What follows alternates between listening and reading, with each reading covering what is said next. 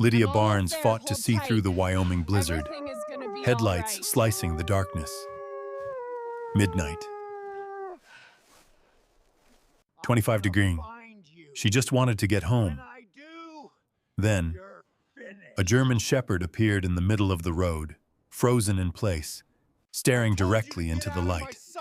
Get out of Lydia here slammed the now! brakes. The SUV skidded, stopping only feet from the dog. But the shepherd didn't run. She stepped forward and pressed a trembling paw onto the bumper, letting out a desperate, almost human cry. Then, impossibly, she tugged at Lydia's coat sleeve, urging, pleading for her to follow into the storm. Lydia's heart pounded. Danger waited in the dark, but those eyes, they were begging for help. Leave a like and tell us where you're watching from. Let's continue the story. Snow hammered the quiet mountain town of Phoenix Ridge, Colorado, turning the two-lane highway into a swirling tunnel of white silence.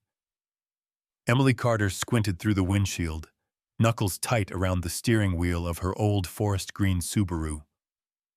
She was a tall woman, but age had curved her shoulders slightly. 65 years of living, loving, and surviving had carved gentle lines along her pale cheeks. Her once chestnut hair, now silvered at the roots, was tied in a low, practical bun. She wore thick hospital scrubs beneath a faded winter coat, and the exhaustion of a long day lined her blue eyes. Emily had spent hours at Phoenix Ridge Memorial Hospital, not as a nurse or doctor anymore, but as a volunteer, because helping others filled the long hollow after losing Henry. Henry Carter, her husband of 38 years, had been a firefighter, broad-shouldered, mustached, a hero in every local newspaper whenever he rushed into flames to save strangers.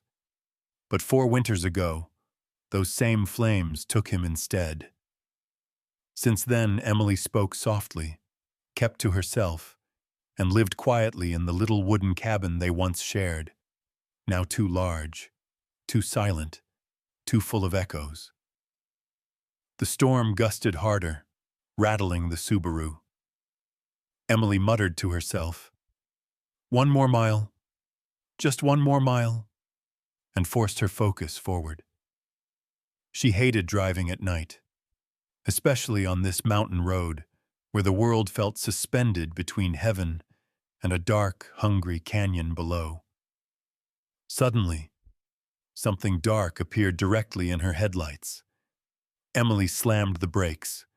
The car skidded, fishtailing on ice until it shuddered to a stop mere feet away. Her heart pounded violently as she leaned forward, trying to understand what impossible shape stood blocking the road. A dog. Not just any dog. A German shepherd, tall and elegant even beneath the weight of winter. Her fur was mostly black with a mantle of rich tan across her shoulders, but patches of fur were thinned or scarred, visible even under the snowfall. Snowflakes clung to her pointed ears, one of which seemed torn at the tip. Her chest rose and fell rapidly, and her eyes, deep, intelligent brown, held something Emily had seen only in trauma patients: terror mixed with desperate pleading. "Oh my goodness!" Emily gasped. The dog did not bark or run. Instead, she stepped closer to the car, placing one paw cautiously on the bumper, as though begging the vehicle itself to understand. Emily slowly opened her door.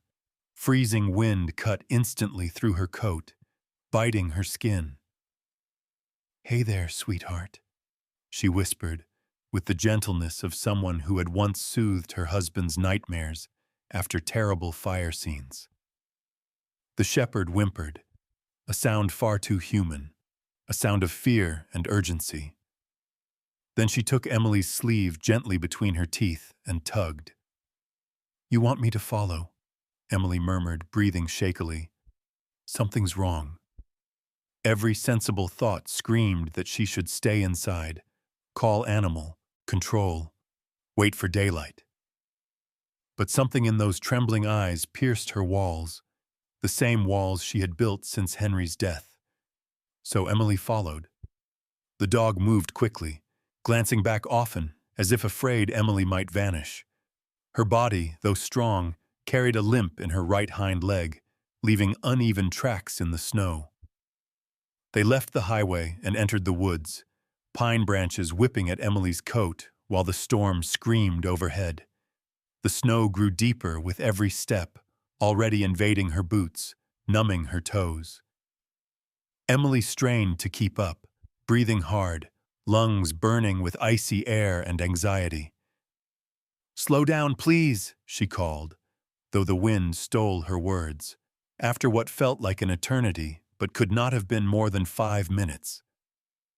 The dog stopped beside a massive fallen pine tree, its thick trunk coated in ice. The shepherd dropped to her belly, nose nudging beneath the trunk into a dark hollow. Emily leaned down, shining her phone's light with trembling hands. She froze. A tiny ball of fur lay inside, barely larger than a loaf of bread. A German shepherd puppy, maybe 3 weeks old, limp and frighteningly still, its gray-black fur frosted with snow. Its ribs moved only in the faintest shiver of breath. "Oh, sweetheart," Emily whispered, voice cracking open after years of silence. The mother whimpered again, nudging the puppy as if pleading Emily to save her baby. Emily reached in carefully.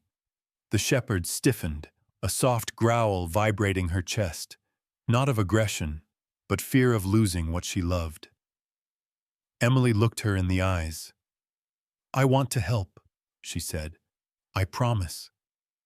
Whether it was the tone or the truth inside it, the dog shifted back just enough. Emily gently scooped the icy puppy into her arms and tucked the trembling bundle beneath her coat, pressing warm hands around fragile life. "Stay with me," she pleaded. The shepherd pressed close to Emily's leg, guiding her back toward the road, toward help, toward hope. Emily stumbled through the blizzard, clutching the puppy tight, and one thought pounded in her heart. Everything changed tonight. This was no longer a quiet life of letting days pass. This was a call she could not ignore, not again. As they reached the car, the dog leaped inside without hesitation, her eyes glued to her pup. Emily cranked the heat to full, fingers shaking as she dialed 911 for a veterinary emergency line, breath trembling with fear and something else she had not felt in years: purpose. "Hold on," she whispered to the tiny creature and to the grieving woman inside her own chest. "We're going to save you. We're going to save each other." By the time Emily Carter pushed open the glass doors of Phoenix Ridge Veterinary Clinic, the storm howled like a wounded animal behind her.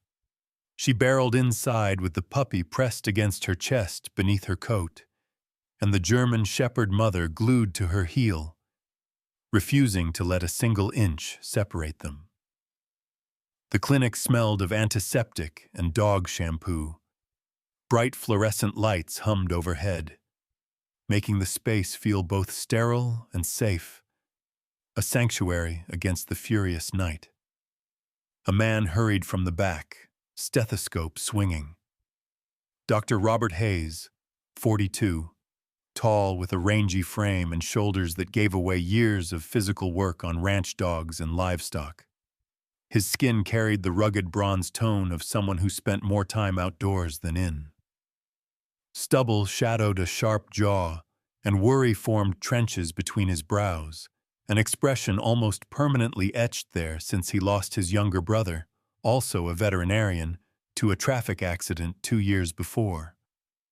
Since then, Robert's kindness toward animals had only deepened, though his smiles were rarer, like sunlight breaking through thick clouds. His hazel eyes darted from Emily's pale face to the trembling bundle she shielded. "What happened?" His voice was firm but warm, the kind that could steady a panicked heartbeat. Emily spoke quickly, breath shaking. He's freezing, barely breathing.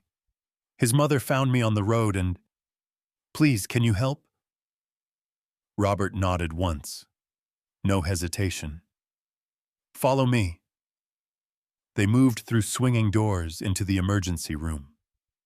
Under bright surgical light, Emily gently laid the puppy onto a stainless steel table.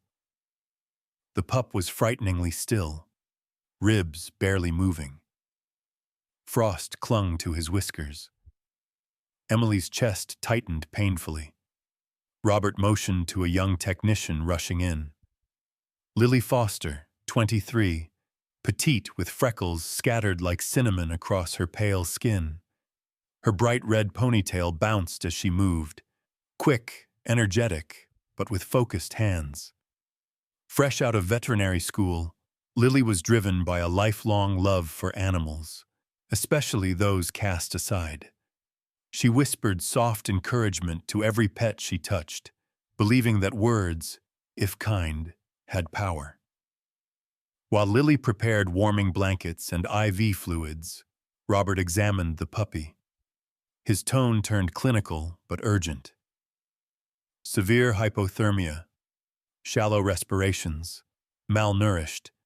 He wouldn't have lasted much longer. He turned to Lily. Warm saline, heat pads, tiny doses. We do this slow or we lose him. Grace, the German Shepherd mother, stood beside the table, muscles shaking with terror. She watched every move like a soldier guarding her last piece of family. The torn ear, the scars mapping her legs, the way she planted herself protectively. It all spoke of battles she had survived alone. When a tool clanged loudly against the metal tray, Grace flinched and bared her teeth, but her eyes were pleading rather than aggressive. Emily knelt beside her, placing a steadying hand on her neck. "You're safe," she whispered. "They're helping him." Grace pressed her head into Emily's palm, seeking a comfort she had likely not known for a very long time. Robert inserted a tiny catheter into the puppy's leg. Emily winced, imagining the pain. The puppy whimpered so softly it struck her heart like a bell. She realized then how desperately she needed this little life to survive, not just for Grace's sake, but for her own. "What are you calling them?" Lily asked gently, trying to coax something hopeful into the room. Emily blinked, surprised she had already chosen names. "Grace," she said, stroking the mother's fur with trembling fingers. "Because she still believes in love despite everything." Her voice cracked softly. "And the puppy? Hope. Because that's what he is." Robert glanced up, the corner of his mouth lifting, small, solemn approval. Fitting. Minutes dragged into a fragile eternity. Alarms beeped, machines hummed, and the wind outside clawed at the windows as if angered that life dared continue inside. Emily stood silently, soaking in the fear and faith braided together in her chest. Finally, Robert spoke. "He's responding. Just barely, but enough." Relief flooded Emily so fast her knees weakened. She braced against the table, tears stinging her cold cheeks. Grace licked her hand as if the mother was thanking the woman who believed when she herself could not. Robert observed the mother carefully, noticing her limp, bruised skin and ribs visible beneath her fur. "She's hurt too," he murmured. "Old injuries. Some look like blunt force trauma." His jaw tightened with quiet fury. Whoever had her did not treat her well. Emily shivered, not from cold. She knew cruelty. She had seen how the world could take everything from the good and give nothing back. "She led me to her baby," she said softly. "Even in the worst moment, she chose love." Robert looked from dog to woman. There was pain in both, but also strength. You did the right thing bringing them here. Emily nodded, but fear still gnawed inside her. Will they make it? He didn't sugarcoat. I think Grace will recover with time. Hope. We'll know more in the next few hours. But he's fought this long. That means something. Emily exhaled shakily, her heart whispering a silent promise. She would not leave them. Not now.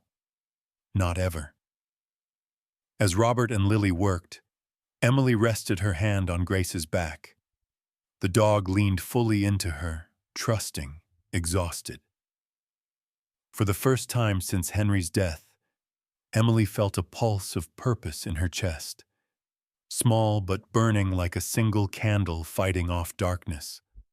Tonight, a grieving widow and a wounded mother had collided in the storm. And somewhere between fear and faith, hope had chosen to breathe again. Emily Carter remained in the clinic long after midnight, refusing to leave Grace and little Hope.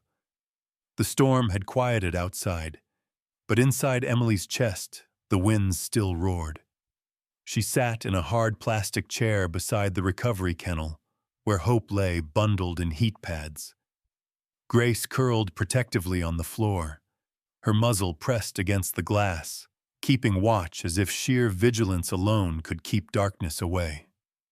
The sterile lights cast long shadows that twitched with every movement, unsettling reminders that safety was still fragile. At 3:10 a.m., the clinic door chimed sharply. Grace jerked upright, ears pricked. Emily tensed, heart leaping. A man stepped in with heavy boots tracking snow. Sheriff David Whitaker, 50 years old, tall and solid like a mountain carved from granite. He carried the calm but wary air of someone who had spent decades caught between law and the unpredictable cruelty of people. His salt and pepper hair was trimmed short beneath his hat, and a neatly kept beard framed a serious jawline. Deep lines around his hazel eyes revealed a life of long nights, domestic disputes, and tragedies that didn't always end with justice. He nodded politely, but kept a stern posture. It was a habit formed since losing a deputy during a meth bust 10 years prior, a wound hidden behind professionalism.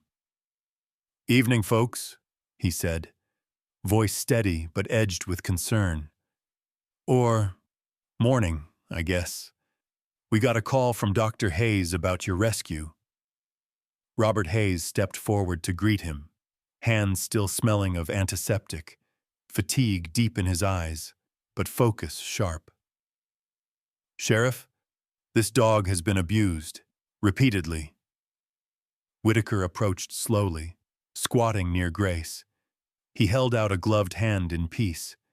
Grace sniffed cautiously, but didn't growl, though her tail remained low, ready to defend. Emily watched anxiously. She still wasn't used to people around Grace. Humans had failed this dog before. Whitaker softly studied the scars under her fur. Burn marks, rope injuries, ribs too prominent. Someone did this on purpose. His jaw tightened. "You said she found you?" "She stood in the road," Emily answered, voice trembling.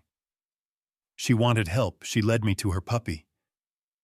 Whitaker nodded, admiration glinting in his eyes. Emily could see the sheriff recognized bravery when he saw it, especially the quiet kind. Just then, the clinic door swung again. A woman hurried in, coat still dusted with snow. Marianne Collins, 52, leaned but strong, with a school teacher's sincerity etched into her face. Her sandy blonde hair, pulled back into a messy bun, framed tired green eyes filled with worry. She was Emily's neighbor, a widow too after losing her husband to cancer. She and Emily shared occasional cups of tea, the kind of quiet companionship that made loneliness bearable. "I saw your car wasn't home," Marianne said, breathless. I got worried. Are you okay? Her voice carried genuine concern, not curiosity. Emily nodded, touched but overwhelmed. I'm fine. Just this dog and her pup. They needed me. Marianne crouched beside Grace with a gentle smile. Well, then they found the right person. Grace sniffed her hand too, but cautiously. Trust was a foreign language Grace was only beginning to learn again. Sheriff Whitaker stood. We'll look into missing animal reports, abuse cases, see if anyone's been running operations around here. He glanced at Robert, then Emily. People who treat animals like this usually don't stop at animals. The weight of that truth chilled Emily deeper than the storm outside. Robert cleared his throat and held out a small metallic capsule in a plastic bag. Found this under her fur, microchip. Whitaker raised a brow. That'll tell us who's been hurting her. Emily's pulse quickened.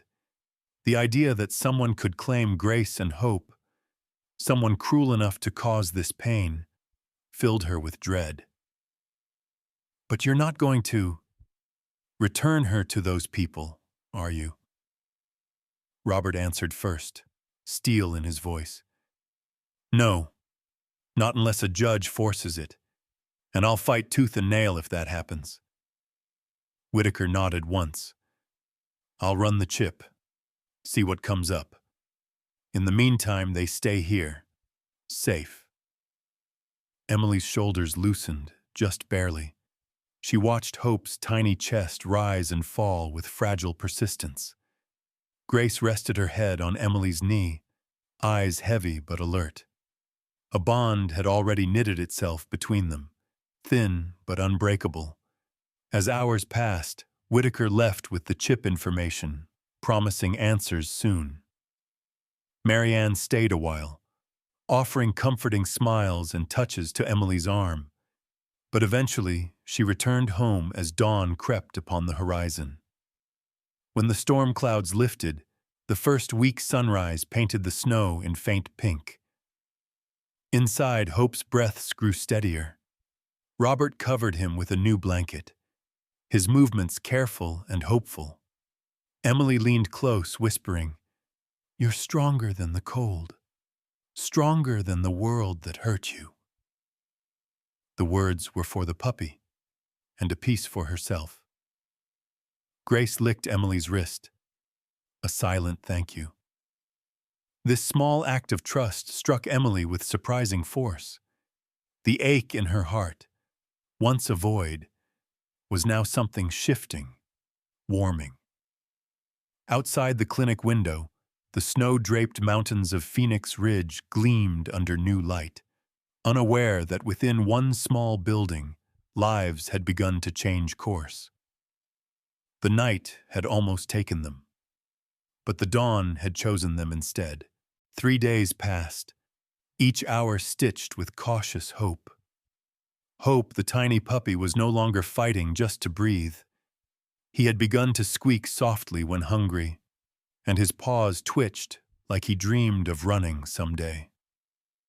Grace stayed glued to the kennel glass, or to Emily's side, as though guarding both puppy and the woman who had become her fragile lifeline. Emily, sleeping little, felt a renewed pulse in her chest every time Hope's heartbeat strengthened beneath Robert's stethoscope. Each improvement felt like rescuing a piece of herself along with the pup. On the third evening, Robert approached Emily with a gentle, professional firmness. "You can take them home tonight," he said. "Grace needs a calm environment. And Hope, well, he'll recover faster if he knows warmth and love, not machines." His hazel eyes softened. "I'll stop by tomorrow to check on them." Emily nodded, flooded with both gratitude and nerves. "I can handle it," she murmured, though she wasn't quite sure if she said it to Robert or to the part of herself still afraid of caring deeply again. Robert sent Lily to gather supplies, special blankets, formula, tiny bottles. As she worked, she hummed, cheerful and sure. "You're gonna do great, sweetheart," she cooed to the puppy. Then, smiling up at Emily, "You're saving him. And her." Grace nosed her pup gently as Emily lifted him to her chest. For the first time, the mother dog's tail made the faintest wag, hesitant but full of longing. Emily's heart squeezed tight. By late evening, Emily's Subaru rolled cautiously along the mountain road, its headlights carving narrow safety out of the dark. Grace rested on the back seat, watching every shadow pass with vigilant eyes. Hope slept inside Emily's zipped coat, tiny breath warming her heart more than her skin. Emily's cabin waited beneath the tall pines, small, wooden, lonely no more. As she unlocked the door, the wind rustled against the eaves like a restless whisper. "Welcome home," Emily said softly, voice cracking with meaning.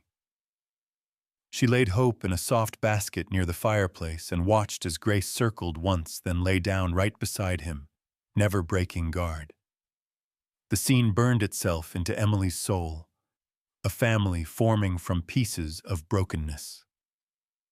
She was warming formula on the stove when 3 loud knocks exploded against the front door. Grace shot to her feet immediately, ears erect, body stiff, a growl building low like distant thunder. Emily's heart slammed against her ribs.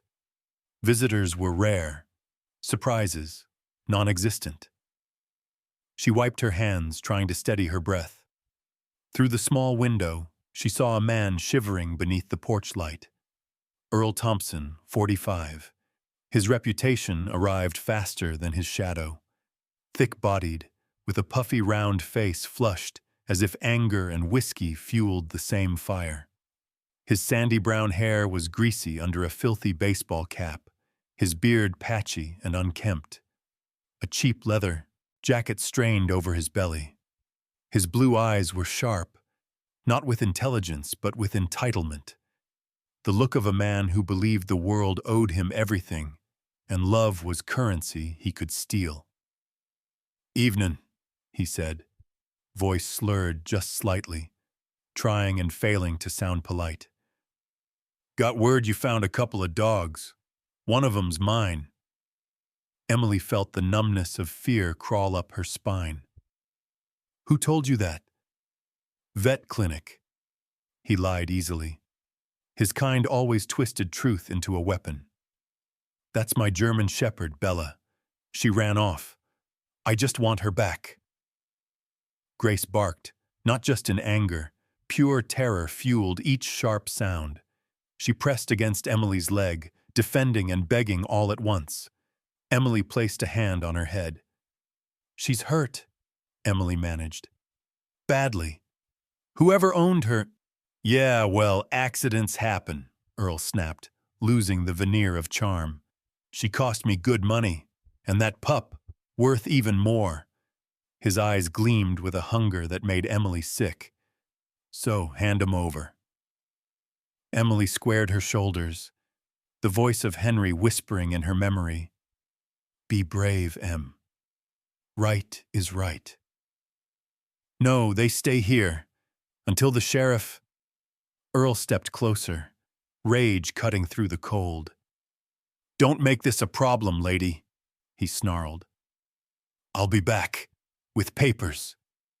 His fist crashed against the doorframe so hard, dust fell from the beams. Grace lunged, teeth bared, only Emily's arm stopping her from attacking through the crack of the door. Earl spat on the porch, eyes burning with promise of retribution. "That dog's mine, and I'll get what's mine." Then he stormed back to his truck, a rusted red pickup that coughed black smoke as he sped into the night. Emily locked the door with trembling hands. Grace stood rigid, guarding the house as if danger might seep through the walls. Hope stirred, whimpering in his sleep. Emily gathered both dogs into her trembling arms. She whispered, more to herself than to them. "I won't let him take you. Not after everything." Outside, the wind had risen again, but inside, the battle had already begun. Morning sunlight slid into the cabin like a warm promise, scattering gold across the wooden floor. Emily Carter barely remembered sleeping. Fear and adrenaline had kept her pulse awake long after Earl Thompson's truck vanished down the mountain road. But today felt different. Today, the light felt like a shield instead of a spotlight on danger. Hope, the puppy who once clung to life, now wriggled with excitement in his basket, tiny tail flicking like a sparkler. His fur had thickened, a soft blend of gray and tan, and his round, dark eyes followed every movement Emily made, as though trying to memorize his new world. Grace still guarded closely, but now her breaths were slow and grounded rather than frantic. The storm in her eyes had settled into vigilance, calm, but ready to rise again if her family needed her. Emily washed her face in the bathroom mirror, seeing a version of herself she hadn't met in years. Her skin was still lined by grief, but underneath, a pulse of purpose thrummed. She tied her silver-streaked hair back and stepped into the living room, just as someone knocked, firm but not violent. Grace growled instinctively, then stopped when the familiar deep voice called, "It's Sheriff Whitaker." Emily opened the door. Sheriff David Whitaker looked more worn than usual, dark circles under his hazel eyes from long hours investigating through the night. Snow dusted his uniform jacket, and his breath fogged in the cold morning air. But there was something new in his expression, a spark of determined justice. "We got results from the microchip," he said, stepping inside to escape the cold. "Grace was registered to Earl Thompson. He has priors for animal violations, fines, a shut-down puppy mill 3 counties over. He's on our radar." Emily swallowed an anxious breath. "He came here last night." Whitaker nodded grimly. "I figured he would. Men like him think fear is ownership." He stepped closer to Grace, who studied him with cautious respect. "But the evidence of abuse is overwhelming. The vet photos, your statement, his threats." Then he looked Emily directly in the eyes. "We can file for emergency protective custody for both dogs, today." Grace pressed against Emily's leg, as if she understood those words meant safety. Robert Hayes arrived an hour later, carrying a medical bag and wearing his worn leather jacket. His rugged face eased with genuine relief when he saw Hope wobbling clumsily toward him. "Look at you," he murmured, scooping the puppy into strong arms. "Little guy's ready to fight the world soon." Emily watched Robert's gentle smile stretch into something she hadn't seen before, a quiet pride. Lily Foster arrived shortly after to help with paperwork, her freckles bright as she beamed at Hope. "Told you he'd be a heartbreaker." Together, they signed documents Sheriff Whitaker brought, granting Emily temporary guardianship while the legal case proceeded. Whitaker also placed a "no trespassing, law enforcement enforced" notice near the porch. Grace watched every nail hammered in, like a soldier preparing her fortress. Hours passed, each one chipping away the fear inside Emily. When afternoon came, Whitaker stepped close to her. "We've obtained a warrant to inspect Earl's property. He won't be bothering you again, not without a jail cell waiting." Emily exhaled so deeply she almost collapsed under the weight leaving her lungs. "Thank you," she whispered. Whitaker chuckled softly. "Don't thank me. Thank Grace here. She told us everything without saying a word." The sheriff left to finish his mission, and Lily headed back to the clinic. Robert lingered behind, not rushing, hands tucked in his jacket pockets. The silence between him and Emily wasn't awkward, just full of things both had survived. "You did something extraordinary," he said, voice quiet. "Most people would have driven past." Emily shook her head. "I think I needed them as much as they needed me." Robert stepped closer. His eyes reflected something like admiration, or perhaps connection. "For what it's worth," he said, clearing his throat, "I'm glad you were on that road." Emily felt warmth rise to her cheeks, a feeling she had forgotten existed. Grace nudged between them, sniffing Robert's pocket for treats he absolutely had. He laughed. "I guess she approves." Later, when evening painted the snowy pine forest with soft pink, Emily opened the back door and let Grace and Hope explore the yard. Hope stumbled through patches of snow, tumbling slightly, then popping back up with puppy pride. Grace stood nearby, tail high, finally allowing herself to breathe as her pup took his first clumsy steps into freedom. Emily watched with a heart that felt too full for her chest. She lowered to her knees beside them, the cold snow soaking into her jeans, but she didn't care. Grace leaned into her side. Hope bounced onto her lap. Laughter, real and bright, escaped Emily's lips, surprising even herself. She looked up at the sky, its colors soft like a healing bruise. Henry's absence still lingered, but it no longer crushed. Instead, his memory felt like the wind at her back. Here, in a small cabin beneath the Colorado pines, one woman, one wounded mother, and one newborn hope had begun a new pack, a new purpose. And no matter what battles still waited, they would face them together. Sometimes, miracles don't arrive with flashes of light or angel wings. Sometimes, they walk on four paws, shivering in the snow, desperate yet brave enough to trust again. Shadow and Ember remind us of a timeless truth. When we choose compassion, we become instruments of God's grace. Even the smallest act of kindness can rewrite a destiny, for a broken animal, for a grieving heart, for anyone who has forgotten what hope feels like.